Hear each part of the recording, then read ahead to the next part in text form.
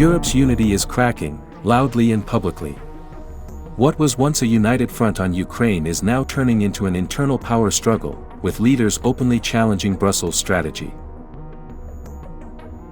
Hungarian Prime Minister Viktor Orbán has triggered outrage, comparing the EU's Russia approach to the failed invasions of Napoleon Bonaparte and Adolf Hitler. His message is blunt: Europe is repeating history's biggest strategic disasters. He directly targets EU foreign policy chief Kaja Kallas, warning she could be next. Their only hope is, and they say this too, to defeat Russia on Ukrainian territory, and they will demand reparations from Russia to get their money back. I have no comment on this, I would just say that both Napoleon and Hitler tried this, and it didn't work out for them. Now it looks like Kaja Kallas will try. So what I'm trying to say is that this is a misguided endeavor with terrible human sacrifices. A misguided political strategy. The divide is no longer rhetoric. Hungary is blocking a massive Ukraine aid package, while Slovakia's Robert Fico joins the criticism. Orbán claims the real economic collapse will hit Europe, not Russia, flipping the entire war narrative. The European Union is not helping us. Brussels is not forcing the Ukrainians to adhere to the agreement, but rather trying to persuade us.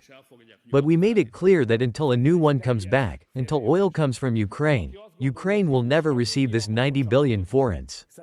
That is the situation. I could also say that you get what you give. And then there is one more thing here, which for now I will cautiously observe carefully, because a considerable portion of the electricity supply, a significant part of it, goes from Hungary towards Ukraine.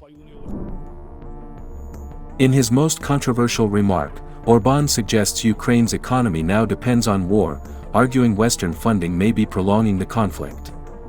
He claims EU leaders are trapped, unable to admit failure.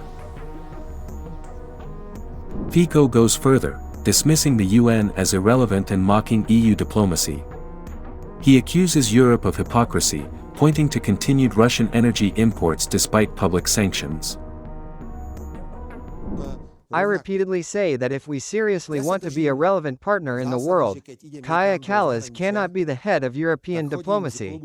After all, no one wants to meet with her. She travels to the United States, and not even the foreign minister meets with her. Tensions are spilling into energy and politics, with Hungary accusing Ukraine of supply disruptions and hinting at retaliation. The bigger message from Budapest and Bratislava is stark: this isn't just a war crisis, but a warning of a world sliding toward instability.